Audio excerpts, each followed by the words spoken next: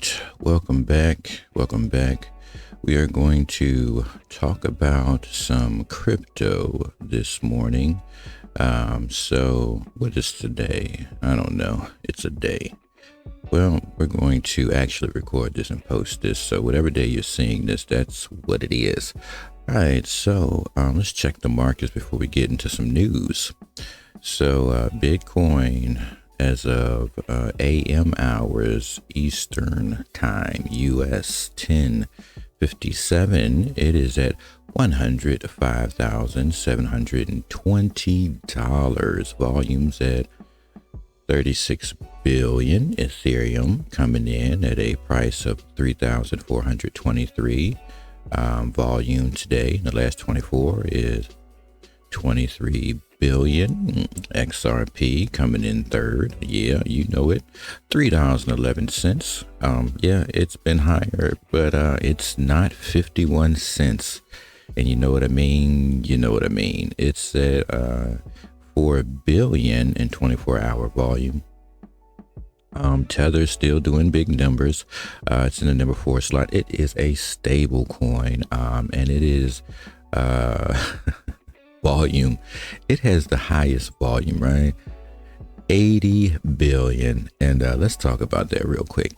So if you didn't know, the best way to move money, well, not the best way. Most people want stability. They don't want transactions in fluctuating assets or tokens or your choice. So Tether, right, is a high. I don't even know why. It's a slow as hell network. It runs on Ethereum, and you gotta pay some freaking money to move on Ethereum, right? That's crazy. I don't know. That's crazy. But we got news with Tether coming up later on in this episode. But yeah, people prefer banks. People, everybody prefer the stability, right? The stability of a stable coin, meaning that it's not going to fluctuate. It's not going to be like I don't know, a $20 asset now and then 15-20 minutes later it's an $18.75 asset, or it totally bumped down to $6. You know what I'm saying? So that's why the future is stable coins, and that's why the most volume, right, and those 4 coins I listed off was in USDT.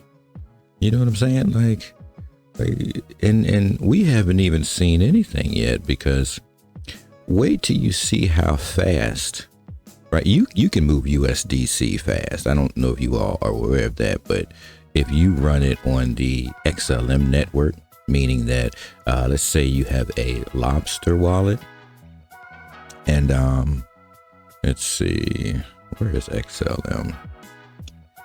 Well, there it is, number 13 slide. This is crazy for me that people don't know about this, right? They don't know about this XLM. So when you move, let's say you put, I don't know, $10,000 of XLM into a Lobster wallet, right?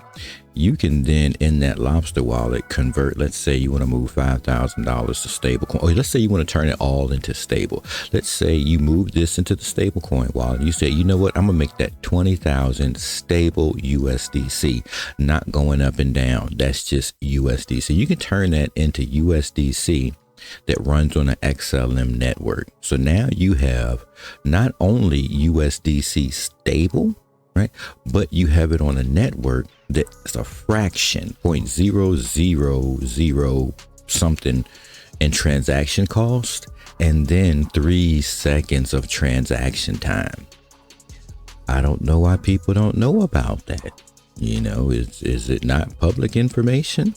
Have you all never used the technology? Do you even keep up with what goes on with these networks? Stellar Lumens does that. Maybe I did videos in the past year, so just look at older videos.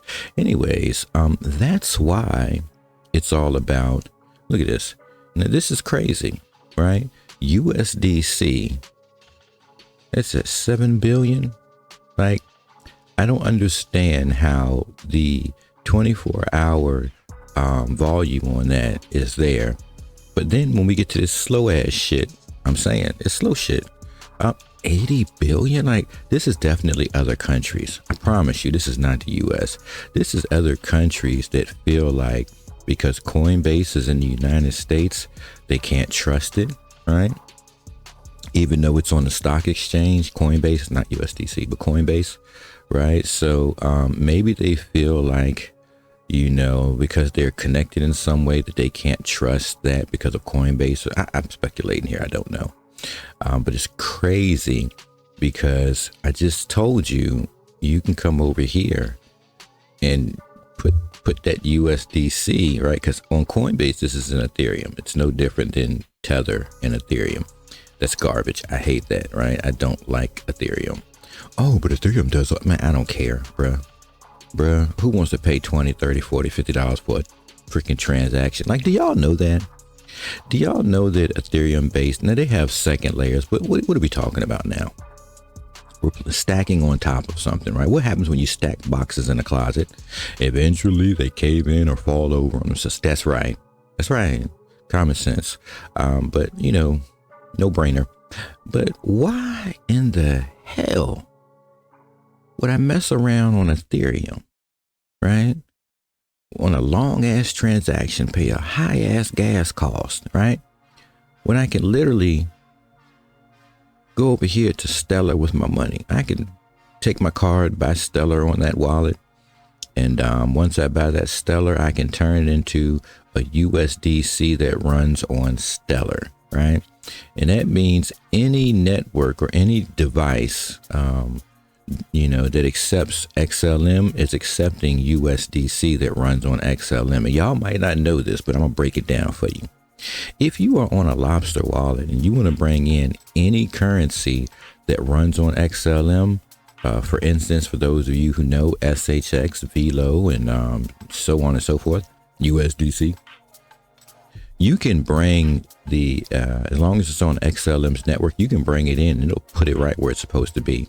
So if you were on a device at a store that accepted XLM payment, right, you could make the USDC payment, right, or whatever else they're accepting that runs on that network, and it's going to know what it is. It's going to know. It's crazy because it's wallet to wallet, but it's going to know. I don't know how, but it's crazy. I've done it. You know what I'm saying? I've brought other currencies, other assets into my XLM wallet with that address, and it'll be something entirely different than XLM. It's an XLM based currency. It'll just go into its particular wallet. It's crazy. But yeah, do y'all know that? So why in the hell is this thing? It's got to be other countries. Got to be other countries. They trust that stuff and they don't have no problem paying exorbitant amounts in fees. I've been down there. I've got currencies that sit and I'll never touch them because it costs too much to move it. So then things are dead to me. Shit is dead to me. Can't believe I used to mess with that Ethereum. That's crazy. All right, now let's get into some news. We're on CoinDesk, of course. Our first story, XRP Ledger clawback goes live and boost for Ripple USD trading. All right, a clawback refers to tokens that have a feature allowing the issuer to reclaim coins from users' wallets under certain conditions. All right, a clawback amendment went live on XRP Ledger earlier Friday following a validator vote with more than 90% in favor. The amendment means Ripple's dollar-pegged stablecoin, RLUSD, a clawback token, can be floated and exchanged directly on XRP Ledger's decentralized exchange. This is enhancing its liquidity and trading options and likely boosting decentralized finance activity on the network. RLUSD is just a stable coin, no different than how I explained USDC running on XLM, same thing, you know what I'm saying? This one is purposely made to run on XRP's ledger. I don't know if it runs on anything else, but it seems to be designed only to run on XRP's ledger, and whereas USDC was designed for something else, it now runs on other ledgers. Say, for instance, XLM, maybe even Solana runs it on their ledger, so on and so forth. Clawback refers to tokens that have a feature allowing the issuer to reclaim, or claw it back these tokens from users' wallets under certain conditions. This feature is typically implemented for regulatory compliance to recover assets in case of fraud, illegal activities, or when tokens are sent to unintended addresses. Now, this is the future that we really need, because I know some of y'all have sent stuff by accident, right?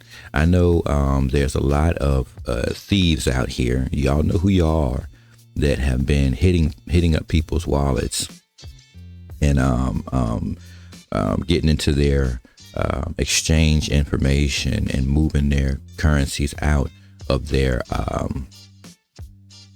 wallets and putting them in your own and thinking that you're going to get away with it. But like, I don't understand if each wallet has an address. Like, I don't know what y'all were thinking. What were you thinking? Because it's still happening. I promise you that people are still making transactions that you aren't, and you're seeing stuff disappear, and you're like, what the fuck? Somebody just ripped me off and stole from me. Yeah, they're still doing that stuff. And do you think governments are going to let that fly? They're not. Governments aren't going to let that fly. And not only governments, but banks and institutions, they're not going to have you stealing from them either. So when we look at how that's important, and I don't know how long this has been going on. It might have been going on longer than this. I can't be too sure, but hey, it's called clawback, and there it is. They're not going to let those transactions continue to happen. No need, I guess, for the alphabet agencies to get involved. Now the technology exists, or we see it exist, and it's admitted to. Now it's admitted to. I believe it has existed for a while. It goes on to say the Friday update will improve the regulatory compliance of XRP Ledger's automated market maker, or AMM pools, allowing tokens with the clawback enabled to be used. It further modified the AMM deposit transaction type to prevent frozen tokens from being deposited into the AMM. XRP Ledger features are an inbuilt decentralized exchange that allows users to swap tokens with each other.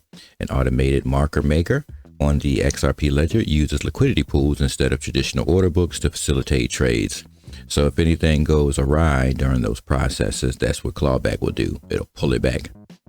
The AMM is security. That's a really good security, right? AMM functionality with the amendment XLS 30D in March 2024 and has since processed over 1 billion in swap volumes. January has been heralded as a standout month for the DEX, or decentralized exchange, with over 400 million in trades processed.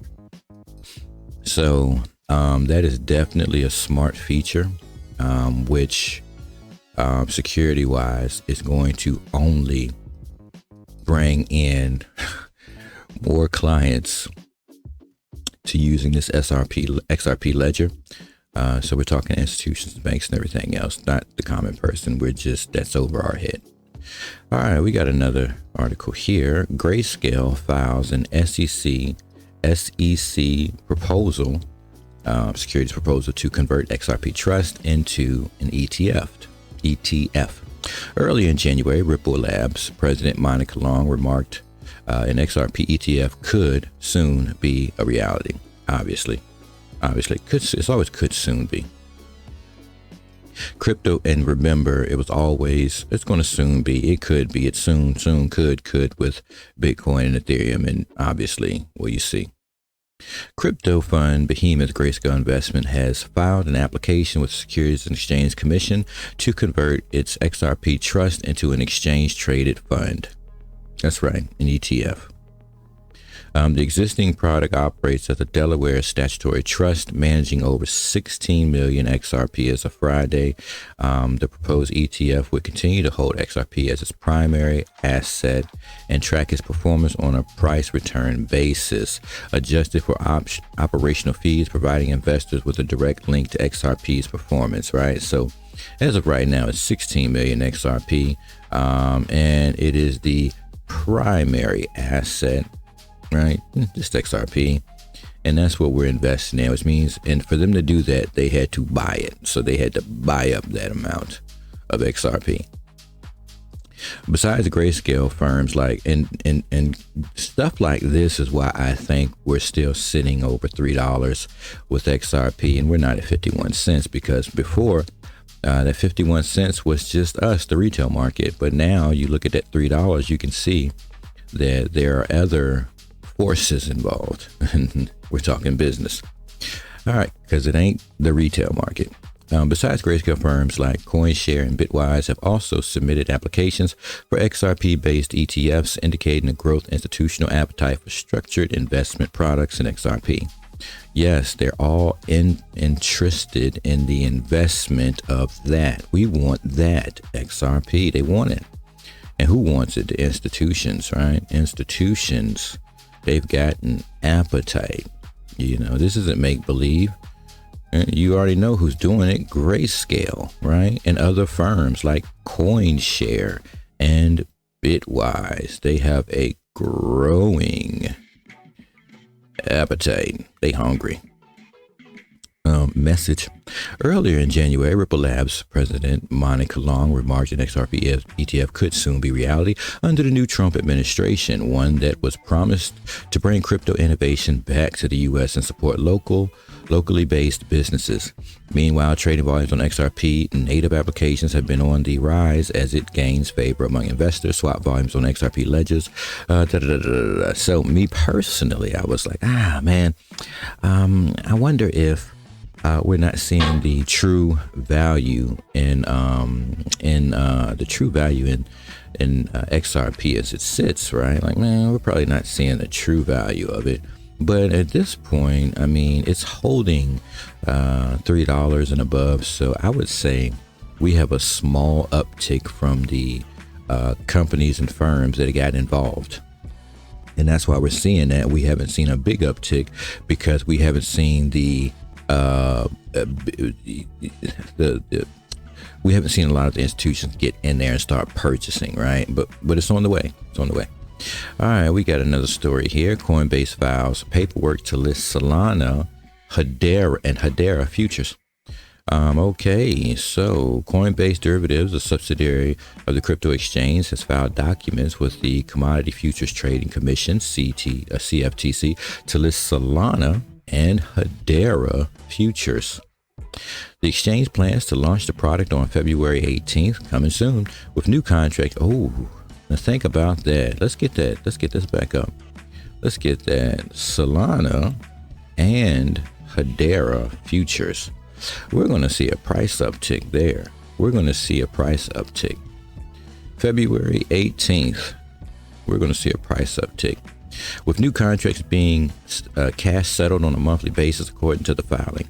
The contract size for the Solana futures would be 100 SOL, currently worth roughly $24,000 if approved. It would also offer nano Solana contracts with 5 SOL Solana. Hedera futures could be sized at 5,000 tokens. Wow. Wow. The move comes. Do you know it?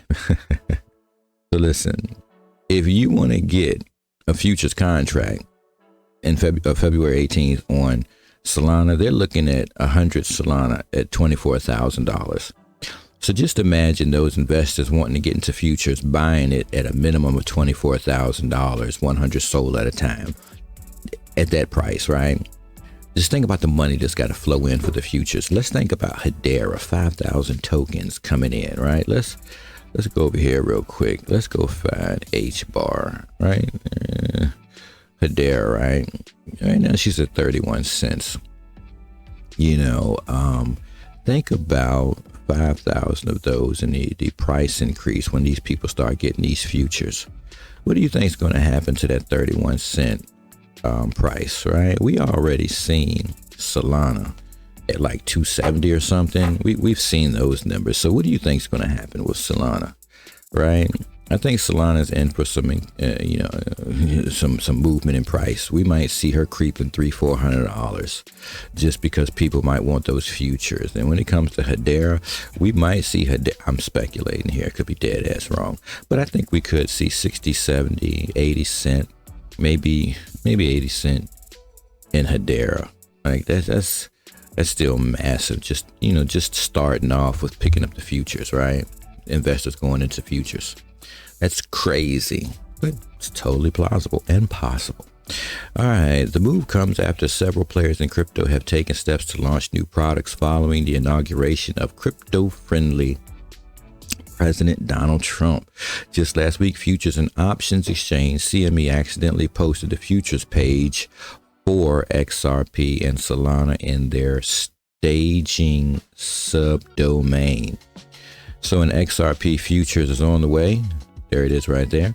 So what could we be expecting here for XRP? What could that do? Right? We're talking futures. What could we see? $5, $6, $7? Maybe? Could we see a pretty good uptick there? I don't know. Speculating. Don't be speculating. Hey, man. That's just how the game goes. All right. So CME told CoinDesk that the leak was an error and that no decision had. Of course it's an error. We're setting up, but we don't want it out in them streets. Y'all gonna be doing things. All right. We got a story here. Dogecoin. Grayscale unveils new Dogecoin trust. Grayscale has rolled out a new trust offering exposure to Doge, the asset manager announced Friday. Dogecoin represents a paradigm shift in global financial accessibility. Grayscale's head of product and research, Rahana Sharif Asghari, told CoinDesk its low transaction costs and rapid transfer speeds. When did that happen? Wait a minute. Didn't they get, we just did this story. They were able to get, who was this? Songbird and Flare were able to get Dogecoin running on the XRP ledger. Yeah. So I got to go test the water on that.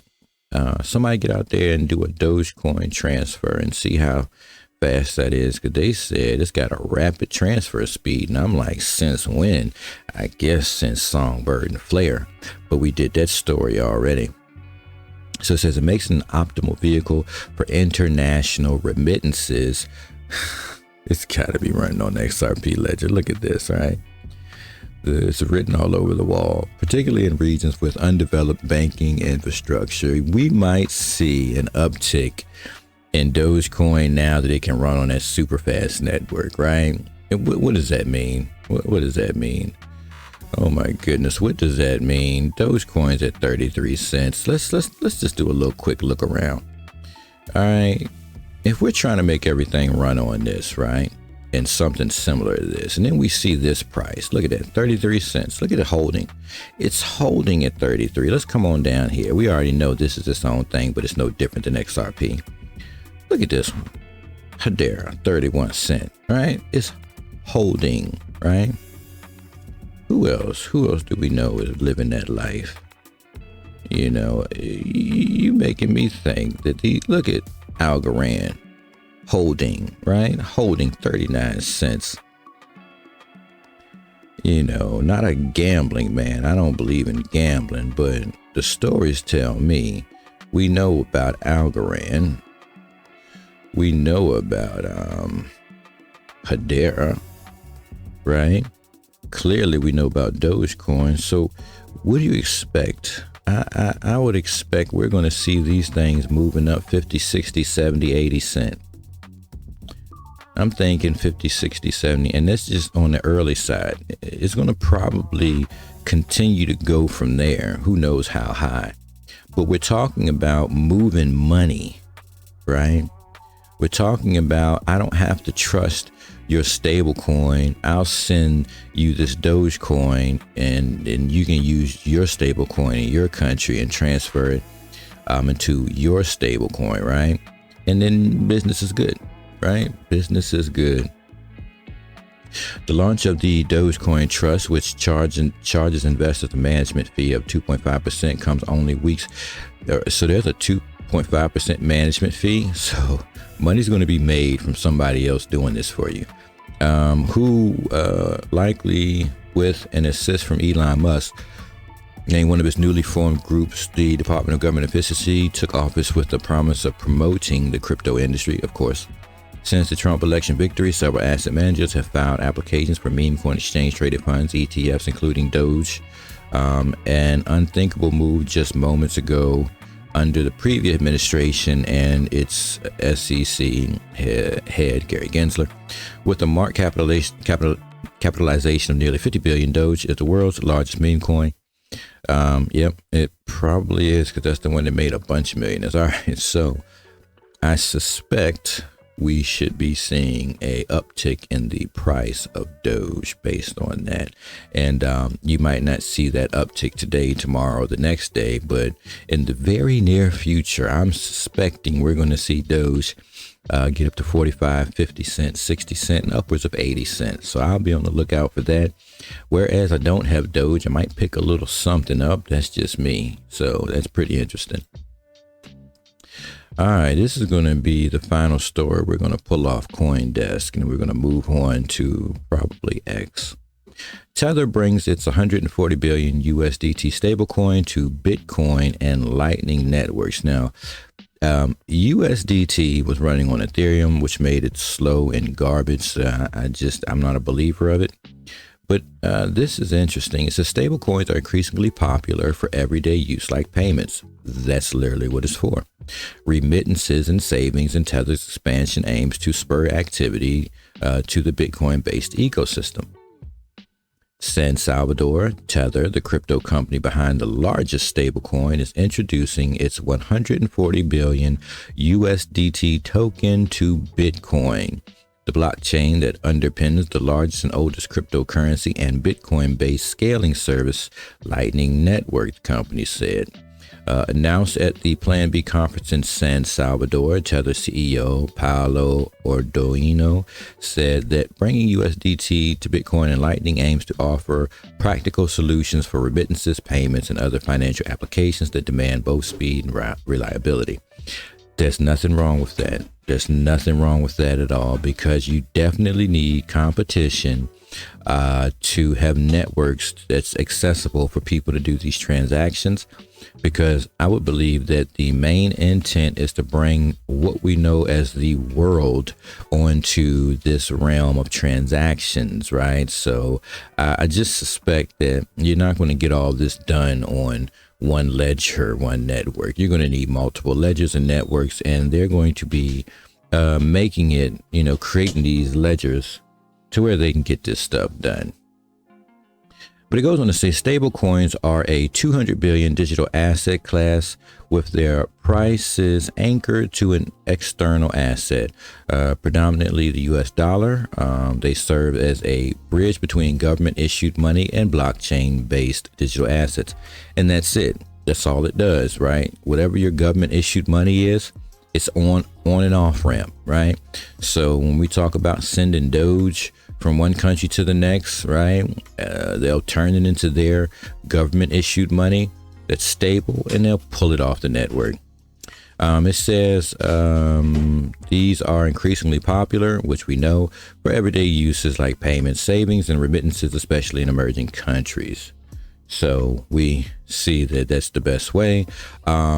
This does offer competition to the likes of USDC and RLUSD. I know you a lot of people out there don't understand that USDC runs on networks other than Ethereum. Obviously, it runs on Solana's network. It runs on XLM's network. and then you have RLUSD, which I believe is just made for institutions, right? So there that is, which runs on the XRP ledger or network. So there are other things out there. Yes, you do see that 80 billion in 24-hour transactions, but that's because these other nations and so on and so forth, they don't know. They're not using it, so they don't know. But Tether is definitely trying to stay in there for the fight, and it's cool. It's cool. All right, we're going to jump on to X, and we're going to see what's going on. So James Rule, XRP, posted, Purpose Investments seeks approval to launch the world's first spot XRP ETF that's going to bring plenty of value or money growth into XRP if that happens. Mac Attack XRP post, XRP is poised for a potential 27% rally as Grayscale's ETF filing sparks renewed investor interest. I don't know what the prices are going to be. I don't know how much money's coming in, but I'm sure that once there's an ETF, money's coming in. What is the future for payments? MasterCard, this is Bank XRP. What is the future for payments? MasterCard thinks it's tokenization. Yes.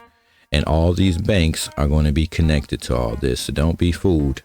Don't be fooled. Banks are on it. Let's see. What do we got here? I don't know if I can play this. I want to ask you about the ETF market while we have you here. We don't get Nelson here that often, so I want to pick your brains. This is one of the many things in your portfolio is to make sure the NASDAQ ETF business continues to do well. It seems to me there's two big trends here. One is the cryptocurrency trend. The cryptocurrency ETFs, the biggest, I mean, I don't know if it's the most successful launch ever, but 150 billion in assets in 1 year is pretty darn good. You have IBIT, which is the biggest one out there, is listed on NASDAQ, right? The BlackRock ETF. Give us some riff on that, if you will. And then the other trend I see is sort of option-based ETFs in general. But talk about crypto first. We're still obviously big proponents of the active market. So I think there's still a lot more money in active assets, but more new money going into ETF assets. That's very clear. 2 out of every $3 is moving in that direction. So we just continue to see demand for ETFs being built by NASDAQ. It's not just NASDAQ, though. There's other big providers out there. So I just think we are continuing to see this trend of passive, but you need to have active to marry that so you don't end up being too concentrated just in active. So I think we're in a unique moment in time to say how does active continue to have a role. So you do have moments like a whole sector gets developed around something like digital or crypto, and now potentially having more clarity on the rules of what it actually is going to be. Do you anticipate we will? I mean, we keep waiting for this grand piece of legislation for years now. That it seems more real now, the possibility. It feels as real as ever. So just being over it at the World Economic Forum, there's a lot of the players in the digital space, but then you start getting into talk of the institutional side, the banks saying, well, if there's rule clarity, we're going to be more active in the space. So I think it certainly feels like to us the mandate from the top saying there's going to be more clarity is coming, and we'll see. All right, so there is a mandate. Hey, we're going to have more clarity. These ETFs, as he just said, 2 out of every $3 is, it's going into the ETF market. That's what they want. They all want a piece of the action, and so we will probably see all of them go full crypto, which, in my opinion, that's the end result. Anyway, we're not in the beginning stages anymore. We're in the transitional moment. I want to ask you about the ETF market while we have you.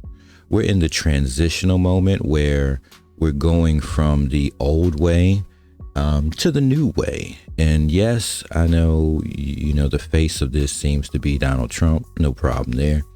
But that face is going to lead us literally into this new age, this new financial system. And, don't get left.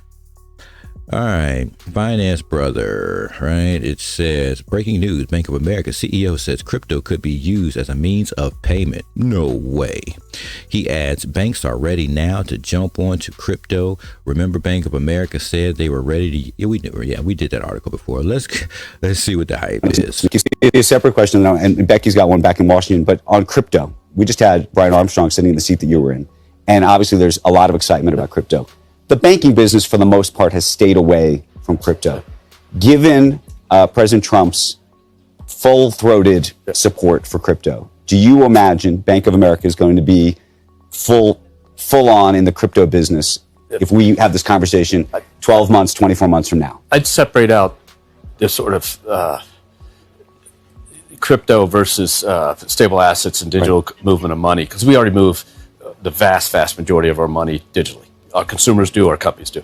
And so the question is, what's the business practice that you have to move another type of currency? So if the rules come in and make it a real thing that you can actually do business with, you will find that the banking system will come in hard on the transactional side of it, non-anonymous, transactional, verified, et cetera, because we have to, because it's just another way our customers are going to. The other thing we were talking about was the possibility that Bitcoin and some of these cryptocurrencies actually are a threat to the U.S. dollar. Scott Bessent's talked about needing the U.S. dollar to be super powerful. Yeah. Is it a threat? I think there's a whole bunch of dynamics about all the trade and all the consumption of the U.S. consumer and all the stuff that goes on. But I think we do need a strong U.S. dollar. We need a U.S. dollar to be reserve currency. It's good for our country. But what I'm saying is, if you go down the street here and you go in and buy lunch, right. If you can pay with Visa, MasterCard, a debit card, Apple Pay, et cetera, this will just be another form of payment in an instantaneous cash transfer.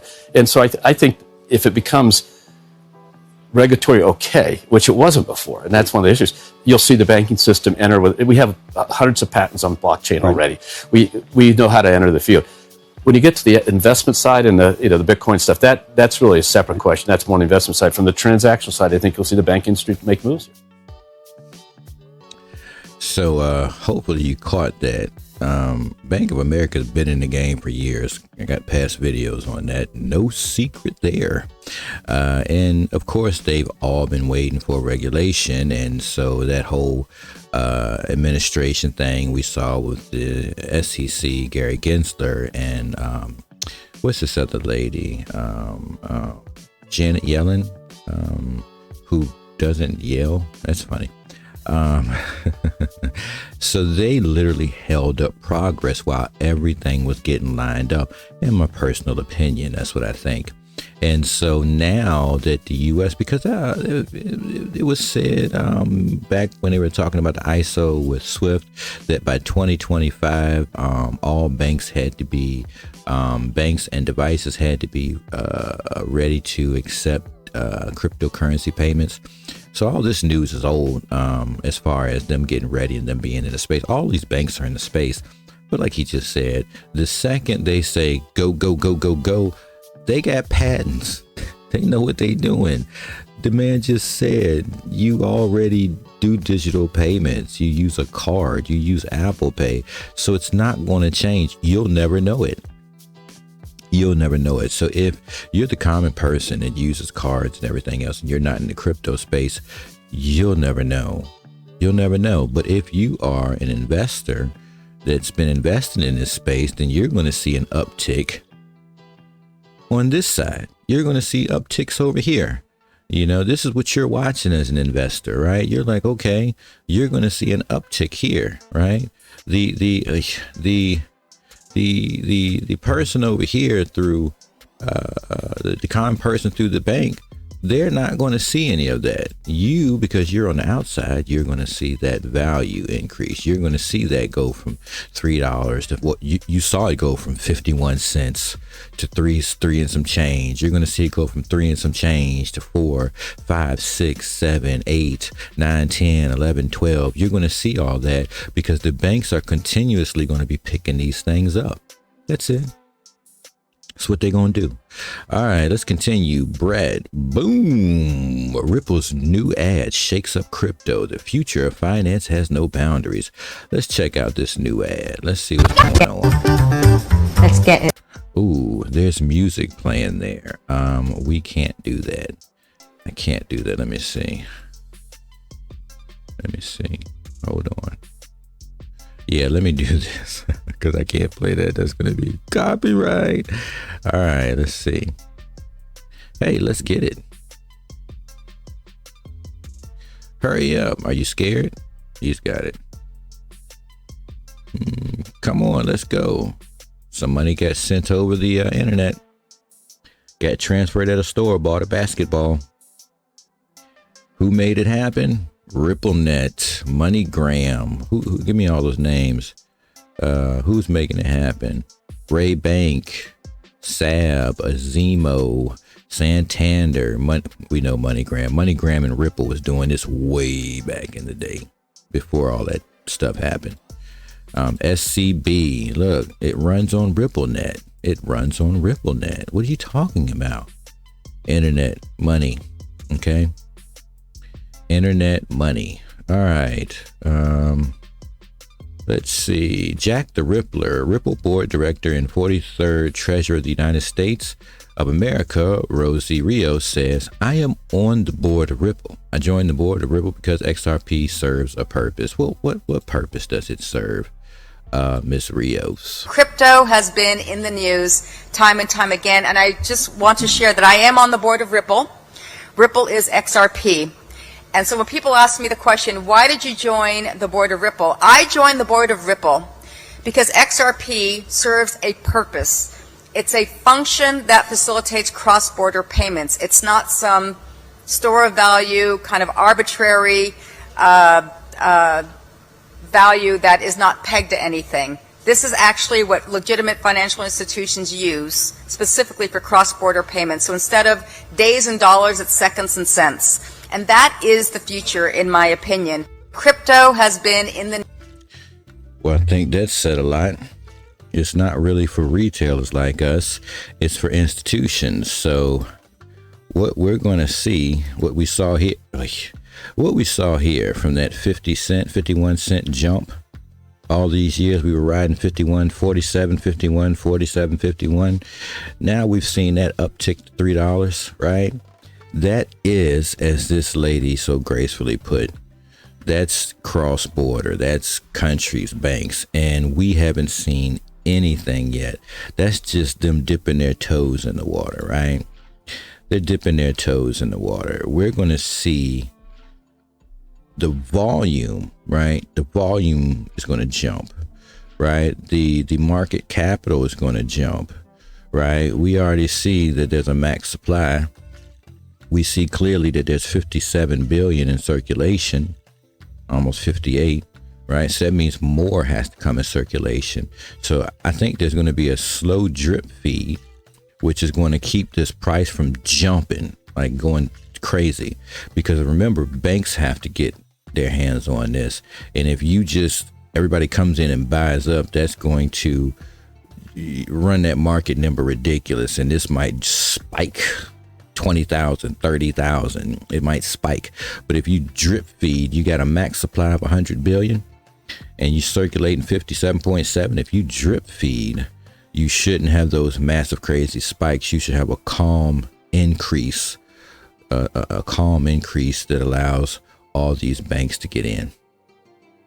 All right. So, yeah, that's what Ms. Rios has to say. All right. Just in from Brett.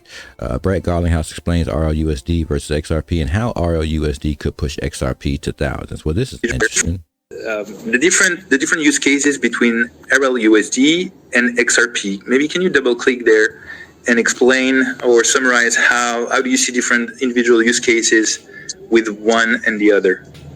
Yeah. First of all, I think this is important to understand the difference because some misinformation, as again, back to the tribalism point, some people I think misinterpreted our view. We remain completely committed to the XRP ecosystem for a whole bunch of reasons. It's an incredibly efficient blockchain, and obviously we own a lot of XRP. We are totally committed. As a reminder, XRP is a native token on the XRP ledger. It's required for gas, reserves, accounts ledger. But simply put, XRP is needed to use the XRP ledger. For Ripple and how we use it in our go-to-market as a cross-border payments, we use it as a bridge asset. It's very, very, very fast and nearly free for kind of per transaction basis, and we use it globally, and where currency conversions are less popular, if there's less liquidity, and that way it can complement a stable coin. So moving to the other side, Ripple has used stablecoins for years, and we were using Tether, we were using USDC. And, as time went by, we kind of asked ourselves, well, given how we, at one point, we said publicly, we were minting 20% of all USDC. And so we kind of asked ourselves, well, wait a minute, could we participate in this market? And I think, while we probably will still, use other technologies at various points, I think we felt like there's a real role for us to play here. And look, stablecoins are required for on-chain payments. And as more and more assets get tokenized on the XRP ledger, I think stablecoins are going to be required. And that's partly evidenced even by the Ondo announcement from earlier today.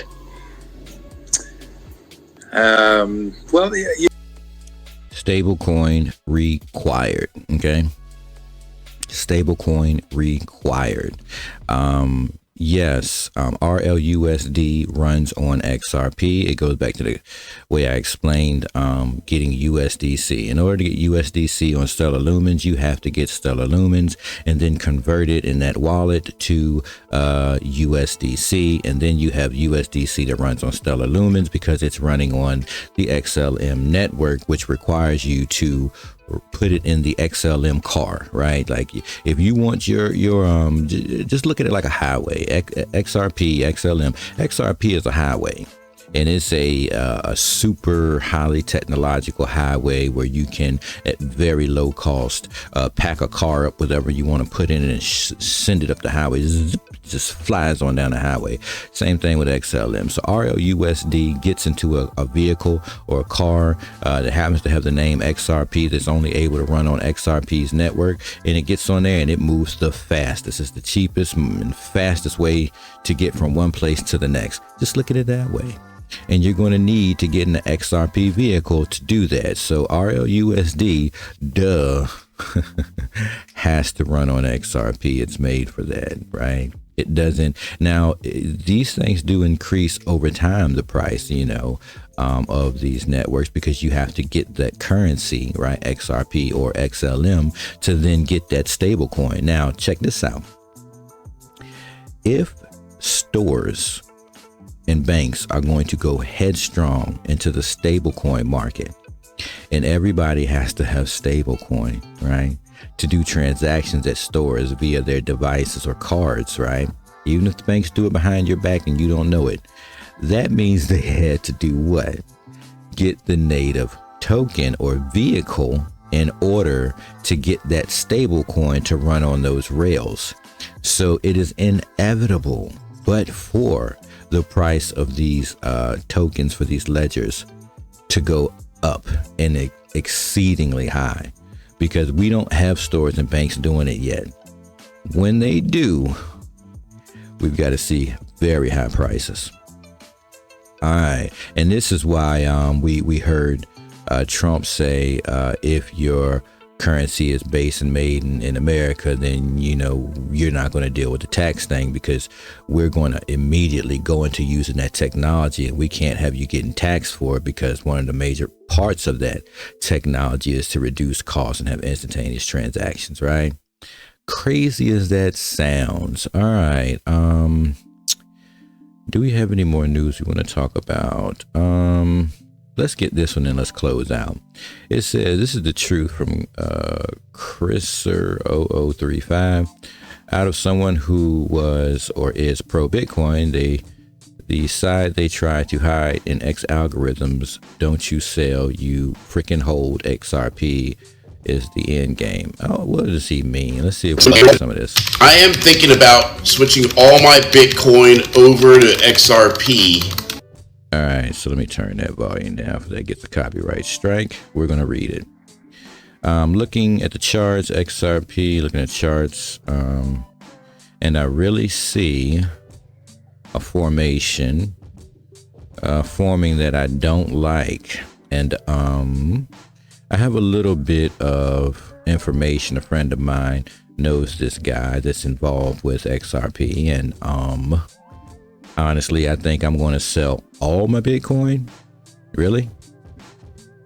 I have around, I don't want to really give the exact number, but around between 20 and 50 Bitcoins.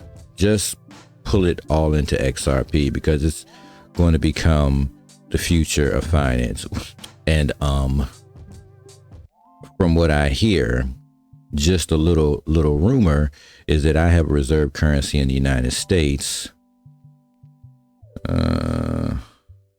I mean, I just don't like what I see, you know. I mean, I'd sell all my Bitcoin right now and get into XRP. All right, so I mean, I don't know what the intent was there, what he was after, but right, this guy's saying that, oh, it's the future of finance for banks and institutions. Yeah, we've been watching that for years.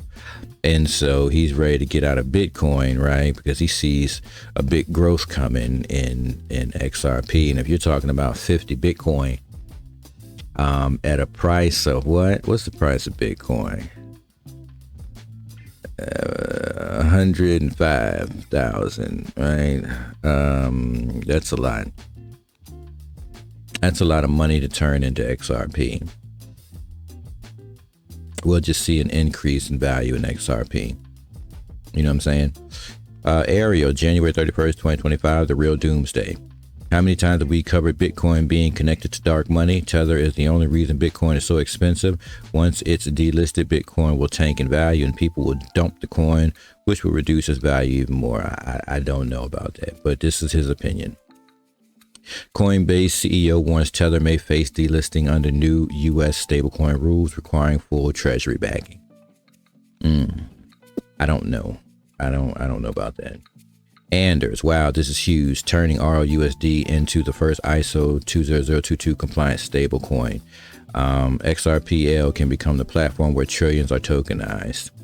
What we'll do next is position RLUSD to also win the TradeFi opportunity by turning into the first ISO compliant stablecoin.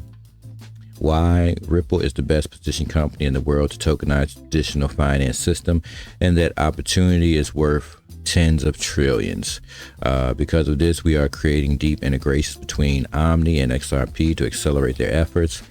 What does this mean? It means that this is about to get much larger than just payments. XRP will become the platform that banks use. We know all this, all right? Banks, yeah, all right, we knew all this. So, yeah, beating a horse, I guess. Yeah, so anyways, that's the news. That's what's going on this Friday. That's what's going on. That's the news. Catch you in the next one.